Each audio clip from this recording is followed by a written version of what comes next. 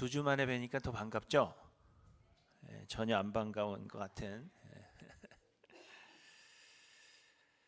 제가 신학교 다닐 때 저는 저희 누님 댁에 얹혀서 살았습니다. 원래는 제가 신학교에 입학하면서 반지하에 있는 원베드 아파트를 얻어서 나갔었는데, 학교 끝나고 집에 돌아오니까 반지하라 햇빛도 안 들고 그 껌껌한 집에 혼자 들어가는 것이 너무나도 싫어서 다시 누님 댁으로 들어간 것입니다. 그런데 하루는 누님 댁의 욕조에 수도꼭지가 고장이 났어요. 물이 멈추지를 않고 한 줄기 물이 계속해서 흘러내리는 것입니다. 그래서 제가 비록 얹혀 살고 있지만 내가 이 집에 필요한 사람이다 라는 것을 보여주고 싶은 마음에 제가 고치기로 결심을 했습니다. 그래서 살펴보니까 뭐 수도꼭지 하나만 딱 바꾸면 별 문제가 없을 것 같아요. 그래서 홈디포에 가서 새로운 수도꼭지와 또 몇 가지 필요한 것들을 사가지고 집으로 돌아왔습니다. 그리고는 패기 있게 수도꼭지를 뜯어냈는데 그 안에 긴 파이프가 들어있더라고요. 긴 파이프가 이렇게 벽에서 나와 있는데, 아마도 수도꼭지를 거기다 탁 끼우면 열고 닫을 때 그 긴 호스에서 그 긴 파이프에서 물이 나오는데, 수도꼭지가 그것을 막았다가 열었다가 막았다가 열었다, 굉장히 간단한 것처럼 그렇게 보였습니다. 그런데 문제는 이 벽에서 나온 파이프가 너무 길어서 제가 사온 그 새로운 수도꼭지에 들어가지가 않는다는 거예요.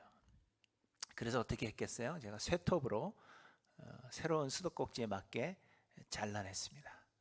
그리고선 새 수도꼭지를 인스톨을 했는데, 그리고선 틀어보니까 물이 잘 나와요. 탁 끄니까 물도 잘 꺼집니다. 그래서 내가 고쳤구나 생각을 하고 이제 기쁜 마음에 학교를 갔습니다. 그런데 문제는 그날 저녁에 발생했습니다. 제가 수도꼭지를 고치고 의기양양하게 학교를 다녀왔더니 저희 누님이 화가 잔뜩 나 있는 거예요. 그래서 왜 화가 나 있느냐 그랬더니 저에게 너 학교 가기 전에 수도꼭지에 뭔 짓을 했냐는 거예요.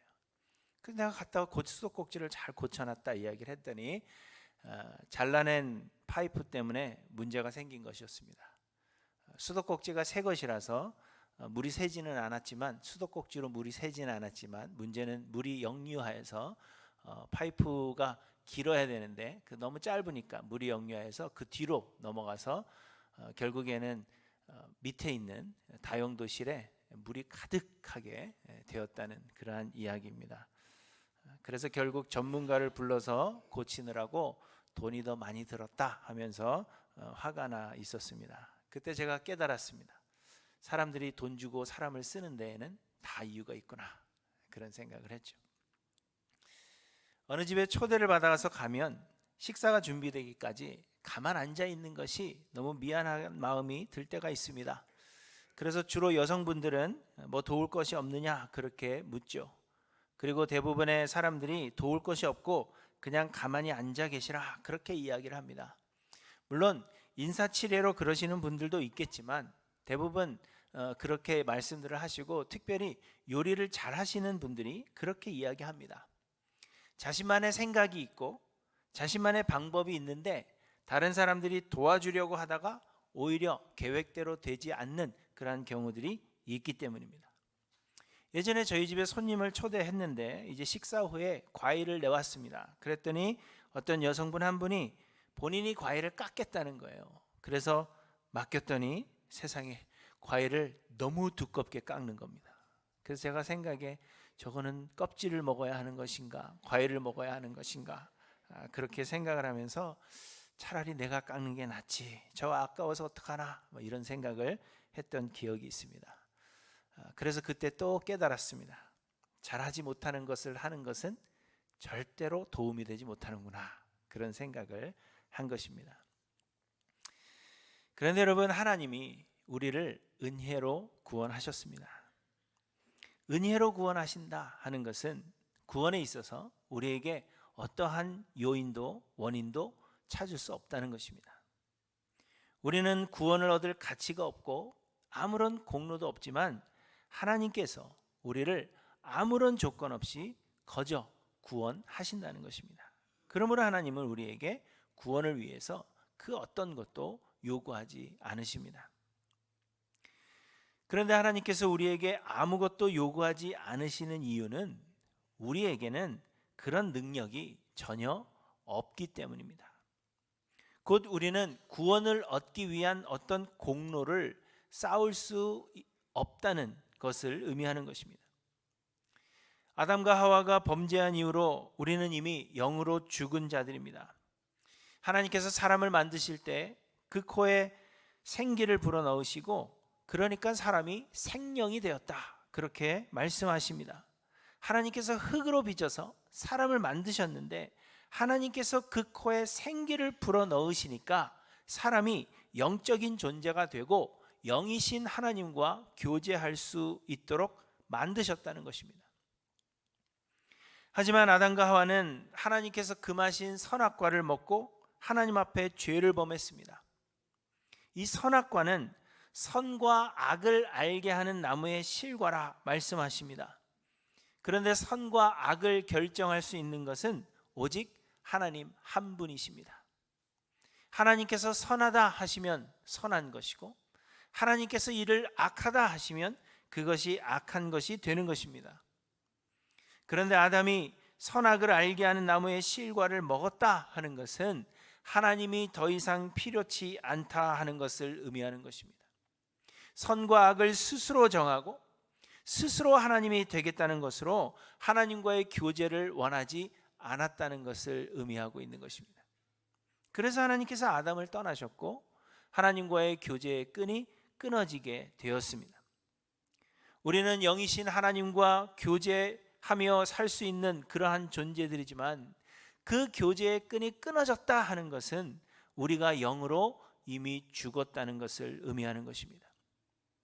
하나님께서 코에 생기를 불어넣으셔서 생명이 되었는데 하나님의 영이 우리를 떠나심으로 인하여 우리는 그저 흙으로 빚어진 껍데기에 불과하다는 것입니다. 우리 모두는 흙에서 와서 흙으로 돌아갈 먼지에 불과한 그러한 존재가 되었습니다. 그래서 하나님은 우리에게 아무것도 요구하지 않으시는 것입니다. 여러분, 죽은 사람에게 무엇을 기대할 수가 있겠습니까? 사람이 죽어서 누워 있는데 그 사람에게 무엇을 기대할 수 있겠습니까? 그것과 마찬가지로 우리는 아무것도 할 수 없는 그러한 존재라는 것입니다. 그래서 하나님은 우리를 은혜로 구원하시는 것입니다. 죄 없으신 하나님의 독생자 예수 그리스도를 보내주시고 십자가에서 죽게 하심으로 우리의 죄값을 대신 갚으셨습니다. 우리는 예수 그리스도의 흘리신 그 희생의 피로 말미암아 영원한 죄 용서함을 받게 된 것입니다. 그리고 하나님은 태초부터 선택하사 예정하신 자들에게 하나님께서 계획하신 때에 성령을 보내주사 예수를 그리스도로 믿게 하십니다. 그리고 그 믿음을 우리의 의로 인정하시고 우리를 하나님의 자녀로 삼아 주십니다. 또한 우리 안에 거하시는 성령께서 우리를 떠나지 않으시고 우리 안에서 역사하사 우리를 예수 그리스도 닮는 거룩한 자로 만들어 가시는 것입니다. 이 모든 여정에 있어서 우리가 할 수 있는 것은 아무것도 없습니다. 그러므로 우리는 아무것도 할 것이 없고 또한 할 수가 없는 것입니다. 하나님은 우리에게 그저 가만히 있어서 하나님의 하시는 일을 보라, 그렇게 우리에게 말씀하시는 것입니다. 여러분, 구원에 있어서 또 우리의 삶에 있어서 우리가 하는 것은 아무것도 없습니다. 다 하나님의 은혜입니다. 그럼에도 불구하고 사람들은 왠지 가만히 있어서는 안 될 것 같은 그러한 생각을 합니다. 하나님은 구원이 하나님의 은혜라고 이야기하시지만 그럼에도 불구하고 우리가 뭔가를 하기를 원하시고 그렇게 행하는 자들을 구원하시는 것이라고 많은 사람들이 생각합니다. 그래서 많은 사람들이 구원의 은혜를 얻기 위한 어떤 공로를 쌓으려고 힘쓰는 것입니다. 하지만 여러분, 여기에서 문제가 발생하는 것입니다. 그리고 그 문제는 바로 누구든지 교만해진다는 것입니다. 내가 하나님을 위해 뭔가를 했다, 그렇게 자랑하고 싶어지고 자신의 이름이 드러나기를 원하게 됩니다. 또한 나처럼 하지 못하는 사람들을 비난하고 정죄하게 되고 하나님께 감사하지도 못하게 됩니다. 내가 했기 때문에, 내가 행한 공로가 있기 때문에 하나님을 감사하지도 못하는 것입니다. 나는 절대로 그러지 않을 자신이 있다, 그렇게 생각하고 우리가 겸손하려고 노력하면 되는 것이 아니냐 항변하실지 모르지만 우리는 모두 죄인들이라는 그 사실을 잊지 말아야 합니다. 우리가 구원을 위해서 공로를 쌓고 하나님을 위해서 내가 뭔가를 해야 한다고 생각한다면 우리 모두는 교만해질 수밖에 없다는 것입니다. 그래서 하나님은 우리에게 아무것도 요구하지 않으십니다. 오늘 본문은 이사야서의 마지막 장입니다. 이제 오늘로 2년간의 긴 여정을 마치고 이사야서를 마치게 되는데요. 그런데 이 이사야서를 통해서 하나님은 유다 백성들의 그 죄악상에 대해서 아주 적나라하게 지적하고 계십니다. 이사야서를 읽어보시면 유다 백성들은 하나님의 심판을 받아서 마땅하다고 그렇게 여기게 됩니다. 그래서 하나님은 유다의 멸망을 예언하셨습니다. 그리고 뿐만 아니라 세상의 모든 족속들과 나라들이 하나님께 범죄하였고 하나님의 형벌을 받기에 마땅하다는 그러한 사실도 말씀하고 있습니다. 그래서 하나님은 온 세상을 멸하실 것임을 말씀하셨습니다. 우리가 사는 이 세상은 영원하지 않을 것입니다. 사람들은 세상이 점점 더 좋아질 것으로 생각하고 그래서 세상에 소망을 두지만 결코 그렇지 않을 것입니다. 하나님은 세상을 멸하실 것이요 이 세상은 곧 사라질 것입니다. 세상은 끝을 향하여 가고 있습니다. 하지만 하나님은 그 가운데에서 구원하실 자들이 있다고 말씀하십니다. 하나님은 유다뿐만 아니라 온 세상을 그들의 죄로 인하여 멸하실 것이지만 하나님께서 택하신 자들이 있고 그 택하신 자들을 구원하실 것이며 이는 유다뿐만 아니라 온 열방에서부터 구원할 자들임을 말씀하십니다. 그리고 그들을 위해 새 하늘과 새 땅을 예비하셨는데 이는 곧 하늘에 있는 것임을 말씀하십니다. 그러므로 우리는 이 세상이 좋아질 것을 기대하며 세상에 소망을 두며 살 것이 아니라 하나님께서 우리를 위하여 예비하여 두신 하늘에 예비하신 영원한 하나님 나라를 소망하며 살아야 한다 하는 것이 이사야서의 내용입니다. 그런데 또한 우리가 이 땅에서 구원함을 얻고 영원한 하늘나라에 들어가는 것이 우리의 노력으로 되는 것이 아니라 하나님의 계획과 경륜 가운데 이루시는 하나님의 전적인 은혜라는 것을 우리에게 말씀하시는 것입니다. 사람들은 이사야서 혹은 다른 선지서를 읽으면서 우리가 벌받지 않기 위해서는 어떻게 살아야 하느냐 하는 것을 보여주는 것으로 그렇게 생각하지만 그렇지 않다는 것입니다. 이사야서에서 말씀하시는 것은 하나님이 온 세상을 멸하실 것이요 세상은 끝이 있다는 것을 말씀하고 있는 것입니다. 그러나 하나님께서 구원하실 자들이 있는데 하나님은 그 구원하실 자들을 은혜로 구원하시는 것이요 그리고 하나님이 우리를 새 하늘과 새 땅으로 인도하시는데 그것은 이 땅이 아니라 하나님께서 하늘에 예비하신 것임을 우리에게 말씀하신다는 것입니다. 그리고 이것이 전적인 하나님의 은혜임을 이사야서를 통하여 우리에게 끊임없이 말씀하십니다. 이사야 9장 6절에 보시면 이는 한 아기가 우리에게 낳고 한 아들을 우리에게 주신 바 되었는데 그의 어깨에는 정사를 메었고 그의 이름은 기묘자라 모사라 전능하신 하나님이라 영존하시는 아버지라 평강의 왕이라 할 것임이니라 이렇게 말씀하십니다. 우리의 구원이 우리의 힘이나 의지 혹은 노력으로 우리 스스로 얻는 것이 아니라 하나님께서 우리에게 보내주실 한 아기 곧 예수 그리스도의 역사를 통하여 이루실 하나님의 은혜라는 것을 말씀하고 있는 것입니다. 또한 이사야 11장 1절에도 보시면 이새의 줄기에서 한 싹이 나며 그 뿌리에서 한 가지가 나서 결실할 것이요 그의 위에 여호와의 영 곧 지혜와 총명의 영이요 모략과 재능의 영이요 지식과 여호와를 경외하는 영이 강림하시리니 이렇게 말씀하십니다. 여기서도 역시 이새의 줄기 곧 다윗의 자손으로 오실 예수 그리스도를 통한 하나님의 은혜라는 것을 우리에게 분명하게 말씀하고 있는 것입니다. 그리고 여러분 이사야서의 몇몇 곳에서 만군의 여호와의 열심히 이를 이루시리라 이렇게 말씀하고 있습니다. 우리의 열심, 우리의 의지, 우리의 노력이 구원을 이루는 것이 아니라 만군의 여호와의 열심이 우리의 구원을 이룬다는 것입니다. 이처럼 구원은 전적인 하나님의 은혜임을 우리에게 끊임없이 말씀하고 있습니다. 그런데 하나님의 이 구원의 메시지를 들은 유다 백성들은 우리들처럼 우리가 구원을 위해서 뭔가를 해야 하는 것이 아닌가 하는 생각을 했다는 것입니다. 하나님께서 유다의 죄악상에 대해서 말씀하시고 하나님의 형벌을 받아 마땅하다고 하셨으니 구원을 얻기 위해서 우리가 공로를 쌓아야 하는 것이 아니냐, 그렇게 생각하는 것이 어떻게 보면 당연한 것입니다. 그래서 유다 백성들은 하나님 앞에서 종교적인 행위를 열심히 했습니다. 동물을 죽여 하나님 앞에 제사하는 일을 멈추지 않았고, 하나님의 성전을 사모하여서 성전을 향하여 기도하고 성전에 모이기를 힘쓰고 성전세를 열심히 내며 성전을 섬기고자 다짐했을 것이 분명합니다.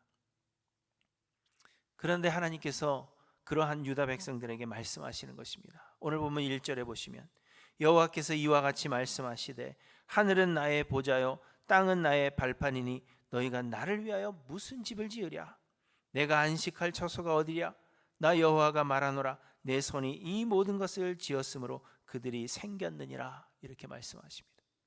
유다 백성들은 열심히 성전을 섬겼고 열심히 하나님을 섬기려고 노력했는데 하나님께서 말씀하시는 것입니다. 너희가 나를 위해서 할 수 있는 것이 도대체 무엇이 있단 말이냐?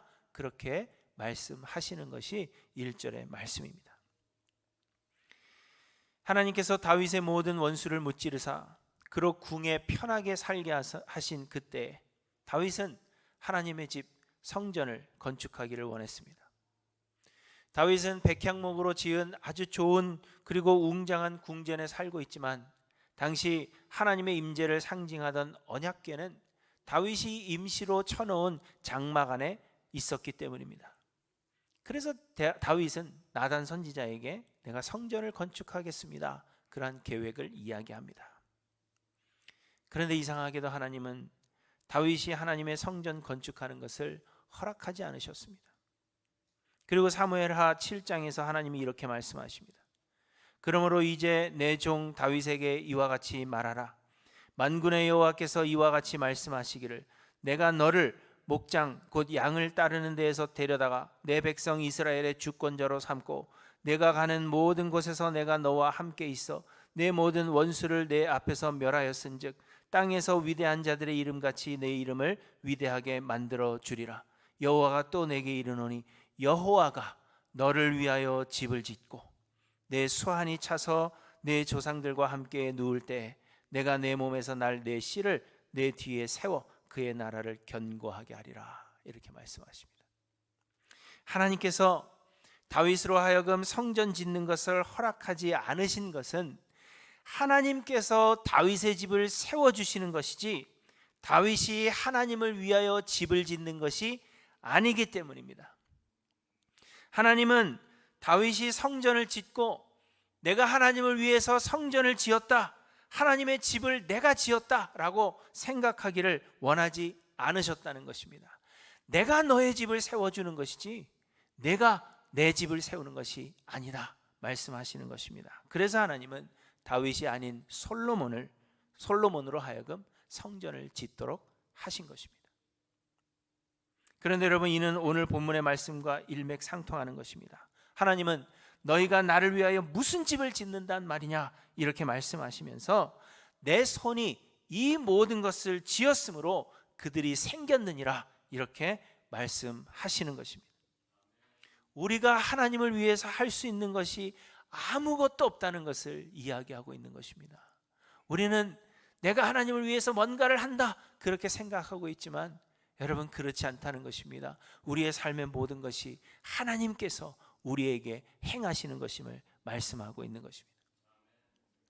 그러면서 하나님은 또 다윗에게 말씀하십니다. 다윗의 씨를 통하여 내가 나라를 견고하게 하시리라 그렇게 말씀하셨습니다. 이는 다윗의 아들 솔로몬을 이야기하는 것이 아니라 다윗의 자손으로 오실 예수 그리스도를 의미하는 것입니다. 곧 구원이 하나님께서 보내실 예수 그리스도로 말미암는 전적인 하나님의 은혜로 되는 것임을 다윗에게 설명하고 계시는 것입니다. 그럼에도 불구하고 유다 백성들은 하나님을 위한 종교 생활을 이어가고 공로를 쌓으려고 노력했습니다. 그러나 그들의 종교 생활이 전혀 공로가 되지 못했다는 것을 오늘 본문이 말씀하십니다. 3절부터 보시면 하나님은 공로를 쌓으려고 하는 유다 백성들에게 이렇게 말씀하십니다. 소를 잡아 드리는 것은 살인함과 다름이 없이 하고 어린 양으로 제사 드리는 것은 개의 목을 꺾음과 다름이 없이 하며 드리는 예물은 돼지의 피와 다름이 없이 하고 분향하는 것은 우상을 찬송함과 다름이 없이 행하는 그들이라고 말씀하고 있습니다. 유다 백성들은 종교 생활을 통하여 자신들의 공로를 쌓으려고 노력했지만 소를 잡아서 하나님께 제사를 드리며 예배한다는 사람들의 삶이 사람을 살인하는 자들과 다를 것이 없고, 어린 양으로 하나님께 제사하는 사람들이 개의 목을 꺾어서 우상에게 제사하는 이방인들과 다를 것이 없고, 하나님께 예물을 드리는 자들이 돼지의 피로 우상에게 제사하는 이방인들과 다를 것이 없고, 하나님께 분향한다는 자들이 우상을 찬송하는 자들과 그 삶에서 다를 것이 없다는 것을 지적하고 계신다는 것입니다. 말씀드린 대로 우리는 모두 죄인이요 선을 행할 능력이 없습니다. 그래서 우리의 삶이 사실은 이방인들과 다를 것이 전혀 없습니다. 그래서 하나님께 영광이 되지 못하고 있는데, 소를 잡고 어린 양을 잡아서 제사하고 하나님께 예물을 드리며 분향하는 것이 공로가 된다고 착각하고 살아가고 있다는 것을 우리에게 지적하고 있는 것입니다. 우리의 종교 생활은 하나님 앞에 공로가 되지 못한다는 것입니다. 그럼에도 불구하고 유다 백성들은 그들의 종교적인 행위로 말미암아 교만하여졌습니다. 그래서 5절에 보시면 너희 형제가 너희를 미워하며 내 이름으로 말미암아 너희를 쫓아내며 이르기를 여호와께서는 영광을 나타내사 너희 기쁨을 우리에게 보이시기를 원하노라 하였으나 그들은 수치를 당하리라 하셨느니라, 이렇게 말씀하십니다. 종교적인 행위로 말미암아 공로를 쌓으려고 하는 사람들이 자신들과 같이 그렇게 하지 못하는 사람들을 비난하고 정죄하며 미워한다는 것입니다. 그러면서 자신들의 행위가 하나님께 영광이 된다고 생각하지만 그들은 결국 수치를 당하게 될 것임을 말씀하고 있는 것입니다. 그리고 17절에 보시면 스스로 거룩하게 구별하며 스스로 정결하게 하고 동산에 들어가서 그 가운데 있는 자를 따라 돼지고기와 가증한 물건과 쥐를 먹는 자가 다 함께 망하리라, 이렇게 말씀하십니다. 그들의 삶에 있어서는 우상을 섬기는 이방 사람들과 다를 것이 전혀 없음에도 불구하고 공로를 쌓기 위해 행하는 종교적인 행위로 말미암아 스스로 거룩하여진 것으로 생각하고 스스로 정결하여진 것처럼 교만하여졌다는 것을 말씀하고 있는 것입니다.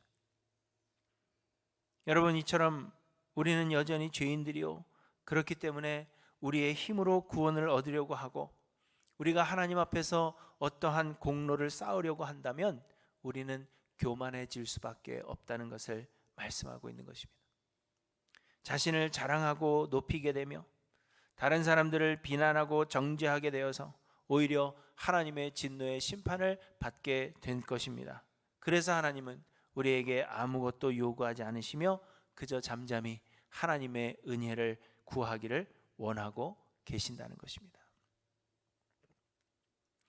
그런데 또 오늘 본문은 또한 하나님의 구원의 약속이 반드시 이루어질 것임을 말씀하십니다. 7절에 보시면 시온은 진통을 하기 전에 해산하며 고통을 당하기 전에 나마를 낳았으니, 이렇게 말씀하십니다.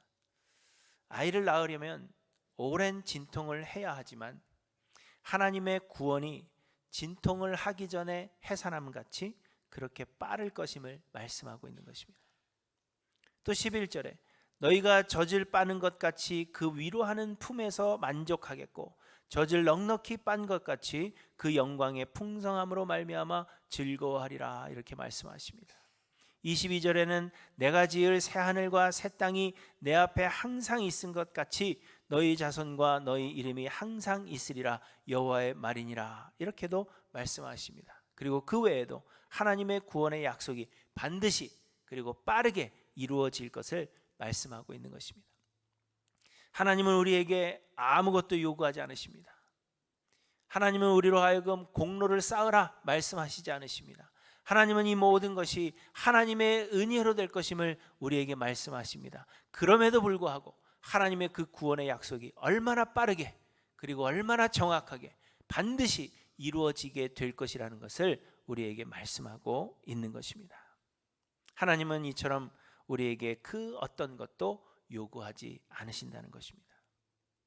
그러나 여러분, 다만 오늘 본문 2절에 보시면 무릇 마음이 가난하고 심령에 통회하며 내 말을 듣고 떠는 자, 그 사람은 내가 돌보려니와, 이렇게 말씀하십니다. 마음이 가난하고 심령에 통회한다 하는 것은 자신의 연약함과 무능함을 아는 거로 그 마음이 괴로운 자를 의미하는 것입니다. 그렇기 때문에 하나님을 의지할 수밖에 없고 하나님을 경외함으로 하나님의 말씀을 두려운 마음으로 받는 자들이 하나님께서 구원하시기로 예정하신 하나님의 자녀들이라 하는 것을 우리에게 말씀하고 있는 것입니다.